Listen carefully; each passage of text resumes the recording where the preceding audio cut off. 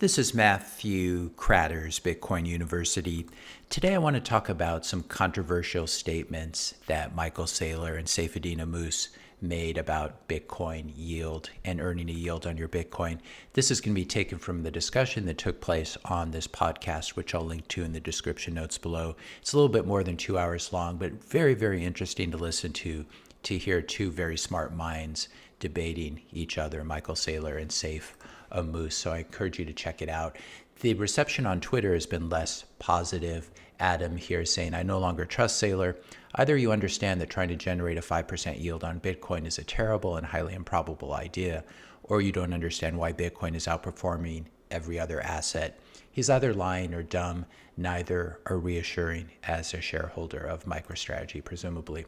So in order to understand this debate, let's scroll out a bit and talk about borrowing and lending in general. How bank lending works in a theoretical, fully reserved system, not a fractional reserve banking system, is like this. You deposit $100,000 into a bank. The bank then lends out that $100,000 to a borrower, let's say at 5% interest rate. This means the borrower must pay the bank $5,000 per year in interest and then eventually pay back the principal, the $100,000. The bank pays you as the lender a 4% annual interest rate, so you get $4,000 a year in your account.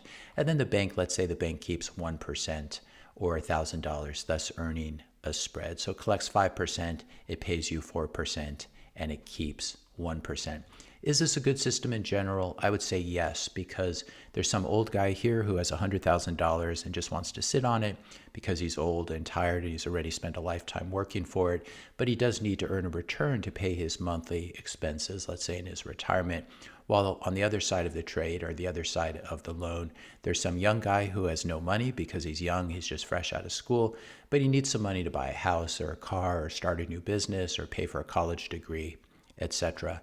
Meanwhile, you have the bank. The bank steps in as a middleman and helps to diversify the risk across thousands of loans in exchange for earning that 1% spread. And in the process, the bank also makes it easy as sort of a matchmaking service, so the old guy doesn't have to leak privacy by having to take out a newspaper ad saying, hey world, I have $100,000 sitting in my house and I'd like to lend it to somebody. And the other guy on the other side of the trade, the young guy, has to wander around town asking random people for a loan. So the banks service both of these purposes as a matchmaking service between lenders and borrowers, and also as a diversification service. If you lend your money just to one person, you could run into trouble if they're a bad borrower. But if you lend it across a bank platform, there's some diversification involved. So this is basically a good system, and there is market demand for it, as we see. Now, the young guy might end up borrowing more than he can handle, or he might run into a patch of bad luck and fail to pay interest or pay back the loan. In other words, he might default on his loan.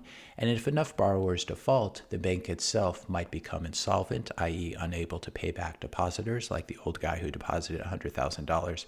But the fact that things can and do go wrong doesn't per se make this a bad system, any more than the fact that some people are alcoholics or have alcoholic tendencies or make poor decisions with alcohol means that it's in general a stupid idea to drink 1 or 2 beers with friends on a Saturday night. In other words, the abuse doesn't negate the use for everyone.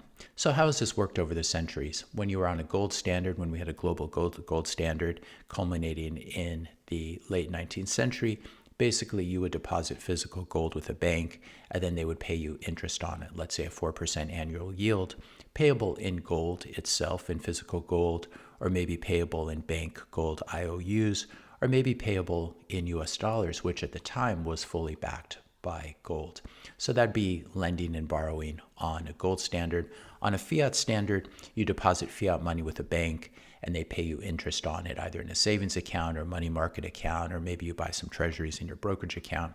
These are all equivalent ways of earning a yield on fiat. On a Bitcoin standard, in a Bitcoin standard era, you would deposit your Bitcoin with a bank and then they would pay you interest on it. Now, in all three cases, in gold, fiat, and Bitcoin, in these examples, there is counterparty risk. The bank might lose your gold or fiat or Bitcoin, or it might refuse to give it back to you when you want it back. Why might they refuse? They might refuse simply because they're crooks and they just left town with your money, like an old cowboy town. They might refuse because the government stole your money from the bank itself. For example, Executive Order 6102 in 1933, when President Roosevelt stole all Americans' gold from the banks and paid them some nominal amount and then revalued the dollar, put the gold into Fort Knox. In this case, you were unable to get your gold back. You just got a fiat payment instead. Why might else banks refuse to give you your money back? Because maybe the bank just lost your money. Maybe they were robbed by bank robbers. Maybe they lost your Bitcoin private keys, or they lent out the gold or Bitcoin to someone else. In other words, rehypothecation, and those borrowers lost the Bitcoin or gold. This is like what happened when BlockFi and Gemini Earn lent out Bitcoin to Genesis, who lent it out to Three Arrows Capital, who then lost the Bitcoin, and we had these rippling effects that ultimately came back to haunt BlockFi depositors and Gemini depositors. And it's really fiat that's the weird exception here. In the fiat era, banks that lose fiat can always be made whole by the Fed, which has a money printer. In other words, the Fed is the lender of last resort who can bail out banks. But on a gold or Bitcoin standard, there's really no Fed or central bank or any other party that can magically print up new Bitcoin or new gold. They would need to have it in their possession or take it from someone else in order to make the bank whole. And I think this is Saif's main guiding point in this podcast, that it becomes exponentially more risky on a Bitcoin standard to lend out something that cannot be printed and that is extremely scarce, like Bitcoin. And I would agree with that particular point. And I think Saylor's main points in this podcast is that his belief is that the US dollar is not going away anytime soon. Neither is the US government or the Fed or the US banking system.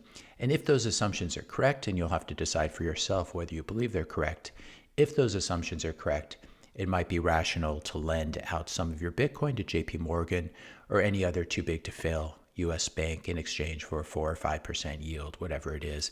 I think he picked that number because that's approximately where treasuries have been over the past few years.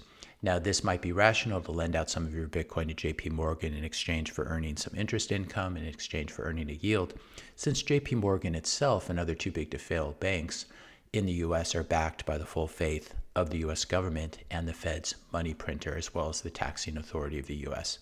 The Fed certainly cannot print up more Bitcoin if JP Morgan were to lose your Bitcoin, but the Fed can print up US dollars that can be used to buy Bitcoin or otherwise make you whole if JP Morgan blows up. And JP Morgan itself is never going to blow up as long as people believe that the US government is still strong and in charge and stands behind JP Morgan. Now, what Saylor did not say on this podcast is he did not say that MicroStrategy is planning to move its Bitcoin to a too big to fail bank in order to start earning yield on it. He did not say that earning interest on your Bitcoin is risk-free. What he did say, though, is that there always has been and probably always will be demand for credit, even on a Bitcoin standard. And as we discussed, that's going to be true simply because some people have money and need returns, while other people don't have money and need to borrow some. Some people will not be content with Bitcoin's already amazing returns and annual increases in purchasing power over long periods of time, and they'll want to juice their returns with some yield, taking on some counterparty risk in an effort to achieve those outsized juiced returns. If they go to Mashinsky and Celsius types to earn interest, they're going to lose all their Bitcoin that they deposit. On the other hand, if they go to JP Morgan, they're going to be fine as long as the US government and the Fed are able to hold things together, which may or may not be a correct assumption, especially since the US government has already stolen hard money, as we said, from the banks once before in 1933 under Executive Order 6102. Now, here's what I think. I believe that we are on a path to hyper-Bitcoinization.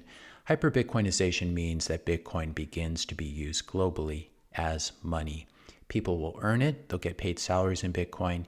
People will spend it, in other words, exchange Bitcoin for goods and services. People will save it, both in self-custody and also using third-party custodians as they do today. People will also borrow Bitcoin. For example, I want to buy a car or a house, but the seller will only accept Bitcoin, and I don't have enough Bitcoin right now to pay the seller without getting a loan, but I just got a great job. I'm going to be making a lot of money over the next 5 to 10 years, and so both the bank and myself, we both believe that I'll be able to service the loan over that period of time. This makes a lot of sense. For example, you're a doctor just getting started, or an investment banker, or a lawyer, and you have a reasonable expectation of making a lot of money down the line. It might make sense to forward load some of that and borrow the money so you can begin to enjoy a house or a car before you've earned all the money. So under a Bitcoin standard, people will earn Bitcoin, they'll spend Bitcoin, they'll save Bitcoin, they will borrow Bitcoin. And third-party custodians will also compete for depositors by offering various competing yields on their Bitcoin deposits in the same way that banks today compete for your business by trying to offer you an attractive yield on your savings or money market account. So you will have people, you'll have corporations, you'll have governments who want to borrow Bitcoin and want to lend Bitcoin. Some of those groups will borrow Bitcoin from you and never give it back. For example, BlockFi and Celsius types and governments doing a 6102 attack.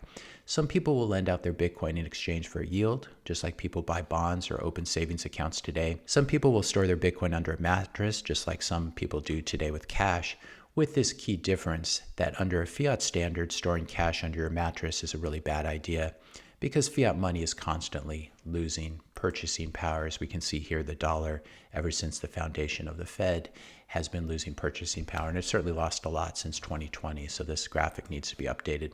And this is one reason that people seek out a yield on their fiat money today in order to help to partially offset the loss of purchasing power by earning a compensating yield, in other words, interest income.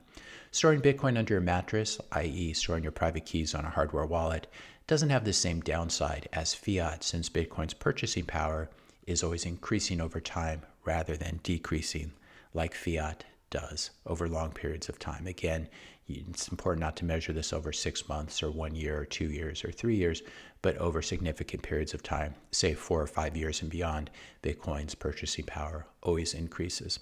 Bitcoin's credible forward monetary policy and scarcity ensure that it will continue to gain purchasing power over time, while the potentially infinite supply of fiat money and irresponsible governments that issue it guarantee that any given fiat money will continue to lose purchasing power forever.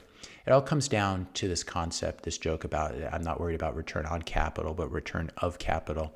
Return on capital would be price appreciation. For example, you buy a stock and the price goes up. There's also dividends, there's interest income, these payments that happen while you're holding an asset. It could be rental income, for example, on a house. So that's return on capital. Return of capital is this question, do you ever get your original investment back, or does it get lost or stolen? Maybe you invest in a scammy business and the business owner just runs off with your money and you never see it again. So that'd be an example where maybe you were promised a very high return on capital, but you end up not having any return of capital. So these are the economic calculations that all investors must make all the time, even today, and they'll have to make similar calculations in the future.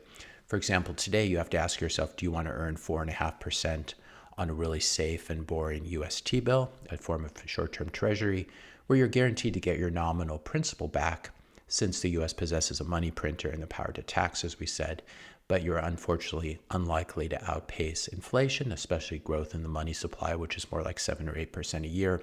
So if you're earning 4.5% a year on your capital, you're actually losing purchasing power, though not as quickly as you'd be losing it if you weren't earning that interest income. So do you want to earn a really safe 4.5% that doesn't really protect you completely from inflation? Or perhaps you want to earn 13% on a really risky junk bond where you outpace inflation, at least nominally, but you may end up losing some or all of your principal in the process. And the way to think about it, or the way people think about this in the traditional fiat world today, let's say I bank 13% yields for 7.69 years, then I've roughly earned 100% of my principal back, just 13 times 7.69 before taxes, and thus I can handle some sort of haircut of my principal. If I end up losing all the principal, at least I've banked those yields and I've earned that back. So this is the economic calculation that investors make today who don't know about Bitcoin. You can also, rather than just investing in T-bills or just investing in junk bonds today, maybe you choose to earn a blended rate. So maybe you put 90% in T-bills and then 10% in that junk bond because you're a fairly conservative investor, or you put something in equities instead. Likewise, maybe in the future, you'll keep 90% of your Bitcoin in self-custody, cold storage, and then you'll give 10% to a bank that you really trust to earn a yield on. There's really no right answer for everyone. This is important, and I think this is what a lot of the confusion stems from, people projecting their own uses for Bitcoin onto other people. There's no right answer for everyone because Bitcoin is your money, so you can decide what works best for you. If you're expecting 100% probability of a violent societal unraveling in the US and a 6102 attack on Bitcoin that's held at JP Morgan and other too big to fail banks, where the US government just comes in and says, give me your Bitcoin to JP Morgan. In that case, you're not going to get your Bitcoin back and there's nothing you can do. So if you're expecting something like that, you probably want to keep 100% in self-custody, which is what I do currently today. Or maybe you'll just move to El Salvador and still do 90% self-custody while putting 10% in an El Salvador Bitcoin bank. Or maybe you'll do this in Singapore or Costa Rica or Uruguay or some other country that you trust more. So it really is your money. You can decide how you want to store the Bitcoin. And the same goes for MicroStrategy. If you're a MicroStrategy shareholder and MicroStrategy starts lending out its Bitcoin for yield, giving it to JP Morgan or something like that, this will need to be publicly disclosed. And this is not what Saylor said on that interview. This was not an official announcement that this is going to happen. These were his off-the-cuff thoughts. But because MicroStrategy is a publicly traded company, they have certain disclosure requirements. And if they're going to start doing this, they will disclose that they're doing it right before they start doing it. And if you really don't like the idea, you can vote on it by dumping your MicroStrategy shares. If you really do like the idea, you can vote on it by buying more MicroStrategy shares. It's up to you, but I do think it's a misrepresentation to call Saylor an idiot because he openly discussed on a podcast what is, in fact, highly likely to happen, that people will borrow and lend out their Bitcoin, especially as we move closer to a Bitcoin standard. I'm going to be doing some traveling, so probably, depending on my internet connection, the next video will come on Wednesday afternoon or possibly Thursday morning. In the meantime, you can check out my back catalog, and you can also check out my paid materials on my website, which I'll put a link to in the description notes below. If you enjoyed this video, be sure to hit the subscribe and like buttons. Hit the notification bell if you want to be notified when I publish my next video, and let me know your questions and comments in the comment section below. Thanks all for watching, and I'll see you in the next video.